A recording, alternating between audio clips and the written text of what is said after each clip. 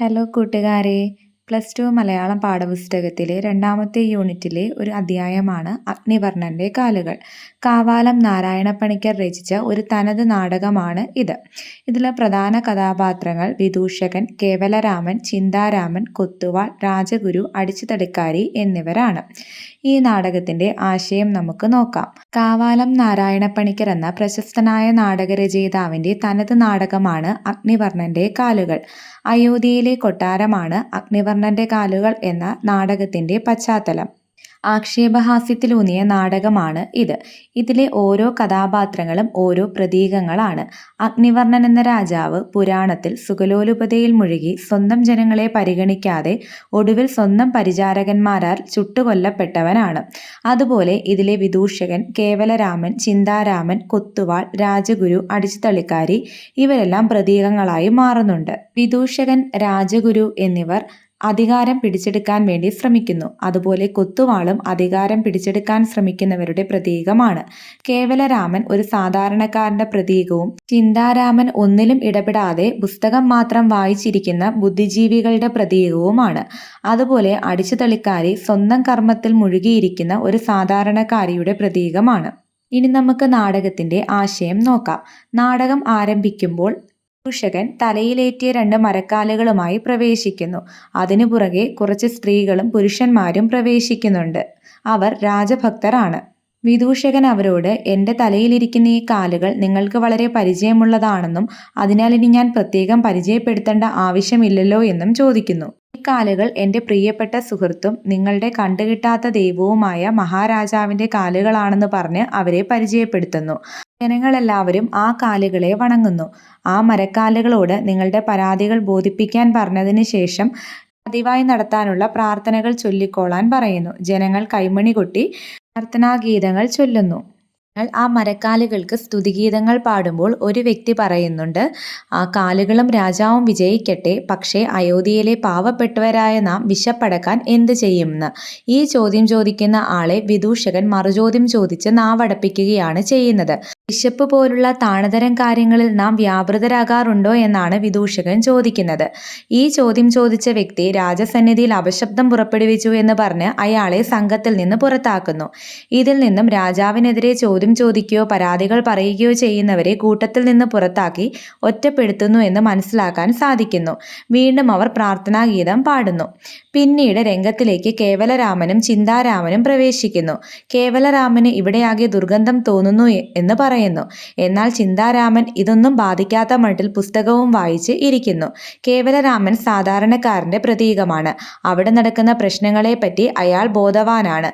എന്നാൽ ചിന്താരാമൻ ഇതൊന്നും ശ്രദ്ധിക്കാതെ പുസ്തകത്തിൽ മാത്രം മുഴുകിയിരിക്കുന്നു. വീണ്ടും കേവലരാമൻ ചിന്താരാമനോട് എന്താണ് വായിക്കുന്നതെന്നും നിങ്ങൾ ഈ ശബ്ദം കേട്ടില്ലേ എന്നുമൊക്കെ ചോദിക്കുന്നുണ്ട്. എന്നാൽ ചിന്താരാമൻ കേവലരാമൻ കേൾക്കുന്ന ശബ്ദങ്ങളോ കേവലരാമൻ അനുഭവിക്കുന്ന ദുർഗന്ധമോ അനുഭവിക്കുന്നില്ല. അയാൾ അവിടെ ഇരുന്ന് പുസ്തകം വായിക്കാനാണ് ശ്രമിക്കുന്നത്. വീണ്ടും വീണ്ടും തന്നോട് ചോദ്യങ്ങൾ ചോദിക്കുന്ന കേവലരാമനോട് ചിന്താരാമൻ സിംഹാസനത്തിൽ പോയി സുഖമായി ഇരിക്കാൻ പറയുന്നു. അപ്പോൾ കേവലരാമൻ ചിന്താരാമനോട് പറയുന്നു, ശരി, ഞാൻ പോയി ഇരിക്കാം, പക്ഷെ എന്താണ്, എനിക്ക് എന്തെങ്കിലും ഒരു അപകടം വരികയാണെങ്കിൽ നീ എന്നോടൊപ്പം നിൽക്കണമെന്ന് പറയുന്നുണ്ട്. ചിന്താരാമൻ ഉറപ്പ് നൽകുന്നു. അങ്ങനെ കേവലരാമൻ സിംഹാസനത്തിൽ പോയി ഇരിക്കുന്നു. ആ സമയത്ത് അവിടേക്ക് കൊത്തുവാൾ കടന്നു വരുന്നു.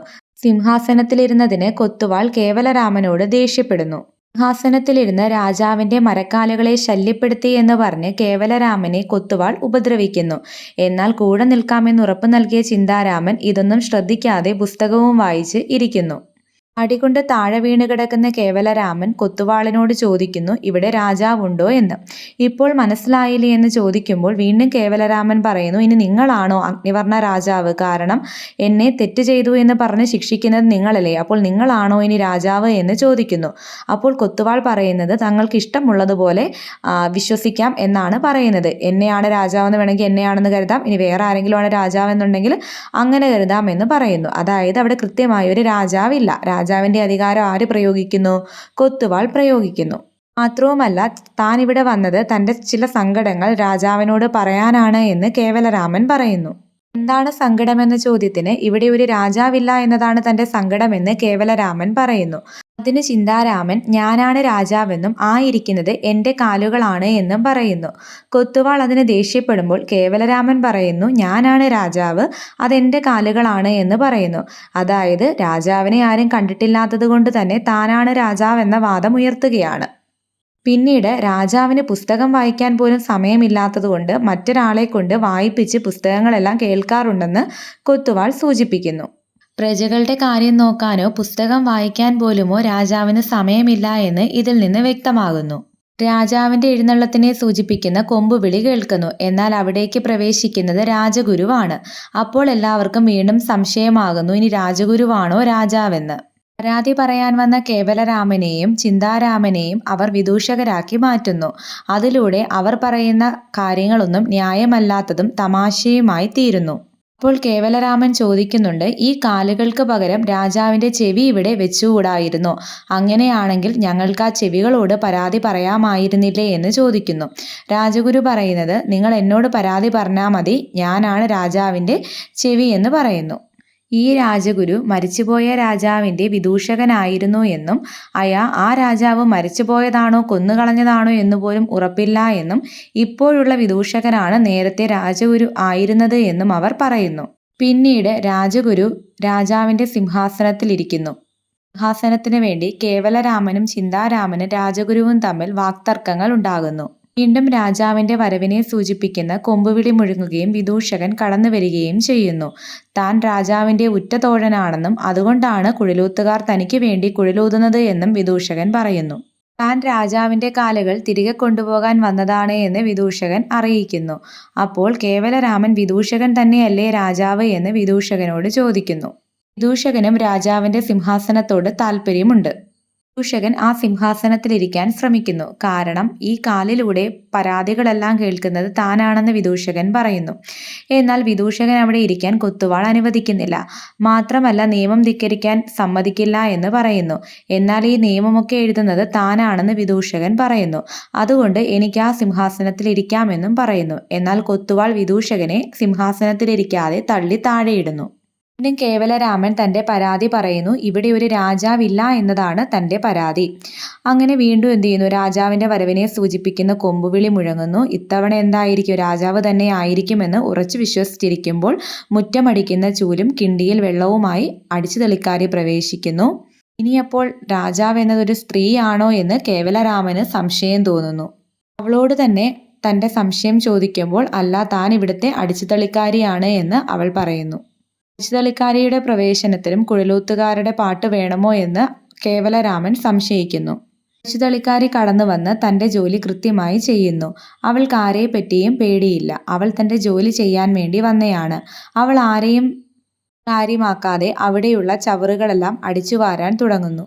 സിംഹാസനത്തിൽ രാജാവ് ഉണ്ടോ ഇല്ലയോ എന്നതൊന്നും അവളുടെ പ്രശ്നമല്ല. അവൾക്കവളുടെ ജോലി തീർത്ത് വേഗം പോകണമെന്ന് മാത്രമേ ഉള്ളൂ. തങ്ങളുടെ പരാതികൾ കേൾക്കാനോ തങ്ങളുടെ ജോലികൾ കൃത്യമായി ചെയ്യാനോ അവിടെ ആരുമില്ല. അപ്പോൾ ജോലി ചെയ്യാൻ വന്ന അടിച്ചുതളിക്കാരിയോട് കേവലരാമൻ ഇവിടെയെല്ലാം ഒന്ന് അടിച്ചുതളിച്ച് വൃത്തിയാക്കി തരണമേ എന്ന് പറയുന്നു. അപ്പോൾ അടിച്ചുതളിക്കാരി പറയുന്നു, ഇതെൻ്റെ ജോലിയാണ്, ഇതെനിക്കാരും പറഞ്ഞു തരേണ്ട കാര്യമില്ല, ഞാനത് കൃത്യമായിട്ട് ചെയ്യുമെന്ന്. ഇതിലൂടെ തൻ്റെ ജോലി കൃത്യമായി ചെയ്യുന്ന ആരും തന്നെ അധികാര കേന്ദ്രങ്ങളിലില്ല എന്നൊരു സൂചന കൂടി പറയുന്നുണ്ട്. അടിച്ചുതളിക്കാരിയെ പോലെ ആരുടെയും ശുപാർശയില്ലാതെ തന്നെ സ്വന്തം ജോലികൾ ഓരോരുത്തരും കൃത്യമായി ചെയ്തിരുന്നുവെങ്കിൽ നമ്മുടെ ലോകം എന്നേ നന്നായേനെ എന്നൊരു സൂചന കൂടി കാവാലം ഇവിടെ പങ്കുവയ്ക്കുന്നു. ഇനി നമുക്ക് ചോദ്യോത്തരങ്ങൾ നോക്കാം. ആശയത്തെ പ്രതീകമായി അവതരിപ്പിച്ച് ധ്വനിപാഠം നിർമ്മിക്കാനുള്ള ശ്രമം ഈ നാടകത്തിലുണ്ട്. അഗ്നിവർണ്ണന്റെ കാലുകൾ അവതരിപ്പിക്കുന്ന ധ്വനിപാഠം എന്തെന്ന് ചർച്ച ചെയ്ത് അപഗ്രഥനക്കുറിപ്പ് തയ്യാറാക്കുക.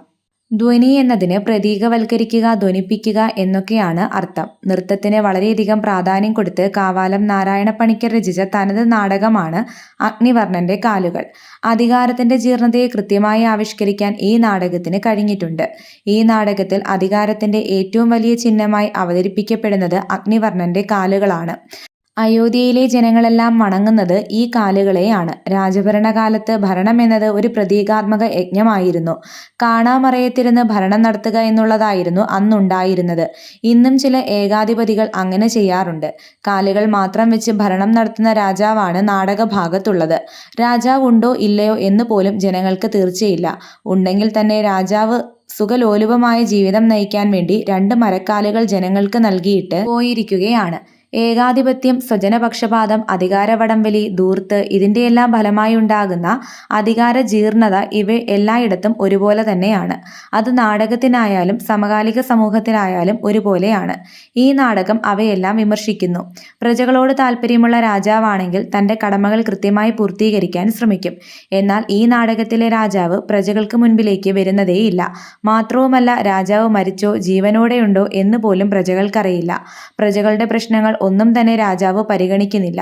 ഇത്തരത്തിൽ പ്രജകളോട് യാതൊരു കൂറുമില്ലാത്ത ഭരണാധികാരികളെ വിമർശിക്കുകയാണ് നാടകകൃത്ത്. അടുത്ത ചോദ്യം, അഗ്നിവർണ്ണന്റെ കാലുകൾ എന്ന നാടകത്തിലെ ആക്ഷേപഹാസ്യാംശം താഴെ കൊടുത്ത സൂചകങ്ങളുടെ അടിസ്ഥാനത്തിൽ വിലയിരുത്തി നിരൂപണം തയ്യാറാക്കുക. അധികാര ജീർണതയുടെ പ്രതീകമായി മാറുന്ന രാജാവ്. അധികാരത്തിന്റെ ഇടനാഴികളിലെ ഉപജാപക വൃന്ദം. ആക്ഷേപഹാസ്യത്തിന്റെ അതിരുകൾ നിർണയിക്കുക വളരെ ബുദ്ധിമുട്ടാണ്.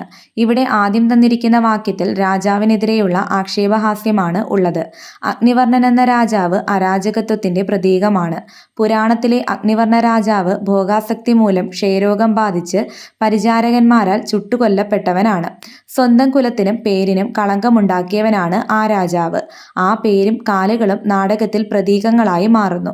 നാടകത്തിലെ രാജാവ് മരിച്ചോ ജീവിച്ചോ എന്ന് പോലും അറിയില്ല. ഏറെക്കാലമായി ഈ കാലുകളാണ് ജനങ്ങൾ രാജാവായി കാണുന്നത്. അതിനാൽ തന്നെ ഈ കാലുകൾ ഒരേ സമയം അധികാരത്തിന്റെയും അവഹേളനത്തിന്റെയും ചിഹ്നമായി മാറുന്നു.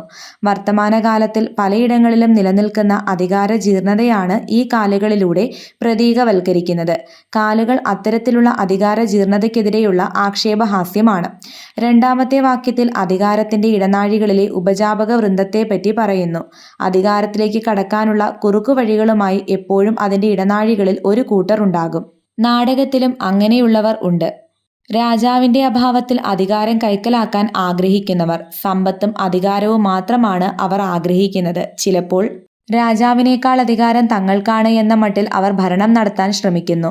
നാടകത്തിലെ കൊത്തുവാളും വിദൂഷകനും രാജഗുരുവുമെല്ലാം ഈ ഉപജാപക വൃന്ദത്തിൽ പെടുന്നവരാണ്. അവർ പരസ്പരം തങ്ങളാണ് രാജാവിന്റെ ഏറ്റവും അടുത്ത ആളെന്നും അതുകൊണ്ട് തങ്ങൾക്കാണ് ഏറ്റവും കൂടുതൽ അധികാരമെന്നും പോരടിച്ചുകൊണ്ടിരിക്കുന്നു. ഇത്തരത്തിൽ വർത്തമാനകാലത്തിൽ പലയിടങ്ങളിലും നടക്കുന്ന അധികാര ദുർവിനിയോഗത്തെ പരിഹസിക്കുകയാണ് കാവാലം ഈ നാടകത്തിലൂടെ. അടുത്ത ചോദ്യം, അടിച്ചുതളിക്കാരി എന്ന കഥാപാത്രത്തിന്റെ രംഗപ്രവേശത്തോടെ നാടകത്തിന് കൈവരുന്ന സാമൂഹിക മാനം ചർച്ച ചെയ്ത് കുറിപ്പ് തയ്യാറാക്കുക. കാവാലം നാരായണ പണിക്കരുടെ അഗ്നിവർണ്ണന്റെ കാലുകൾ എന്ന തനത് നാടകത്തിൽ അവസാനം കടന്നുവരുന്ന കഥാപാത്രമാണ് അടിച്ചുതളിക്കാരി. രാജാവിന്റെ വരവിനായി കാത്തു നിൽക്കുമ്പോൾ കൊമ്പുവിളിക്കും കുഴലൂത്തിനും നടുവിലൂടെ അടിച്ചുതളിക്കാരി കിണ്ടിയും വെള്ളവുമായി കടന്നുവരുന്നു. അപ്പോൾ ചുറ്റും നിൽക്കുന്നവർക്ക് സംശയമാകുന്നു, ഇനി ഇതാണോ രാജാവ്? രാജാവ് പെണ്ണാണോ? ഇത്തരത്തിൽ എല്ലാവരെയും ആശങ്കയിലാക്കാൻ കഴിയുന്ന ഒരു കഥാപാത്രമാണ് അടിച്ചുതളിക്കാരി. കുഴലൂത്തിന്റെ അകമ്പടിയോടുകൂടി അടിച്ചുതളിക്കാരി കടന്നു വരുമ്പോൾ കൊട്ടാരത്തിലെ ഏറ്റവും താഴെത്തട്ടിലെ തൊഴിലാളി പോലും സമത്വത്തിന്റെയും സ്വാതന്ത്ര്യത്തിന്റെയും തലങ്ങളിലേക്ക് ഉയരുന്നു. അടിച്ചുതളിക്കാരി സാധാരണക്കാരിയാണ്. അവൾ സാധാരണക്കാരെ പോലെ ചിന്തിക്കുന്നു. അവൾക്ക് വലിയ തത്വങ്ങളും ചിന്തകളും പങ്കുവെക്കാനില്ല. അവൾ തന്റെ ജോലി ചെയ്യാൻ മാത്രമാണ് അവിടേക്ക് എത്തുന്നത്. അടിച്ചു വാരണം, വൃത്തിയാക്കണമെന്ന ഉദ്ദേശം മാത്രമേ അവൾക്കുള്ളൂ. തന്റെ ജോലി കൃത്യമായി ചെയ്യുക എന്ന് മാത്രമാണ് അവൾ ചിന്തിക്കുന്നത്. എത്ര ഉന്നതരായാലും സാധാരണക്കാരായാലും ഈയൊരു ചിന്തയാണ് വേണ്ടത്. അവരവരുടെ ജോലികൾ കൃത്യമായി പൂർത്തിയാക്കണം. അവസാന ഭാഗത്തെ അടിച്ചുതളിക്കാരിയുടെ വൃത്തിയാക്കലും ഒരു പ്രതീകമാണ്. സ്വന്തം ജോലി ചെയ്യാതെ സുഖലോലുപതയിൽ മുഴുകിയിരിക്കുന്നവരെയെല്ലാം ചവറുപോലെ അധികാര കേന്ദ്രങ്ങളിൽ നിന്ന് ഒഴിവാക്കണമെന്ന് അടിച്ചുതളിക്കാരിയുടെ പ്രവൃത്തിയിലൂടെ നമുക്ക് കാണിച്ചു തരികയാണ് എഴുത്തുകാരൻ. ഇത്തരത്തിൽ അടിച്ചുതളിക്കാരി എന്ന കഥാപാത്രത്തിന് ഈ നാടകത്തിൽ വളരെയധികം പ്രാധാന്യമുണ്ട്. അടുത്ത ചോദ്യം എന്ന് പറയുന്നത് ഈ നാടകത്തെ ഒരു റേഡിയോ നാടകമാക്കി അവതരിപ്പിക്കുന്നതിനെ പറ്റിയാണ്. നിങ്ങളത് ചെയ്ത് നോക്കുക. അടുത്തതെന്ന് പറയുന്നത് നാടകരചന, അഭിനയം, സംവിധാനം എന്നിവയിൽ പരിചയം ലഭിക്കുന്നതിന് ഒരു ശില്പശാല സംഘടിപ്പിക്കാനാണ്. പിന്നെ ഇവിടെ ഈ കോളത്തിൽ എന്താണ് തനത് നാടകമെന്ന് തന്നിട്ടുണ്ട്. കൂടിയാട്ടം, കഥകളി തുടങ്ങി നമ്മുടെ ക്ലാസിക്കൽ കലാപാരമ്പര്യങ്ങളിൽ നിന്നും കാക്കാരശ്ശി നാടകം, പൊറാട്ട് നാടകം, തെയ്യം, പടയണി മുതലായ തനത് നാടോടി കലാരൂപങ്ങളിൽ നിന്നും ഊർജം സ്വീകരിച്ചുകൊണ്ട് സമകാലിക ജീവിത സമസ്യകൾ രംഗപാഠമാക്കുന്നതാണ് തനത് നാടകങ്ങളുടെ സവിശേഷത. പാട്ടും കൊട്ടും ആട്ടവും ഒത്തുചേരുന്ന അവതരണ രീതിയാണ് ഇതിനാവശ്യം. ഉചിതമായ സന്ദർഭങ്ങളിൽ സംഭാഷണമടക്കം താളനിബന്ധമാവണം. സംഘചലനത്തിന് പ്രത്യേകമായ ചിട്ടപ്പെടുത്തലുകൾ വേണ്ടതുണ്ട്. ശൈലീകൃതമായ ചലനവും പ്രധാനമാണ്. അഗ്നിവർണ്ണന്റെ കാലുകൾ തനത് നാടകമാണ്.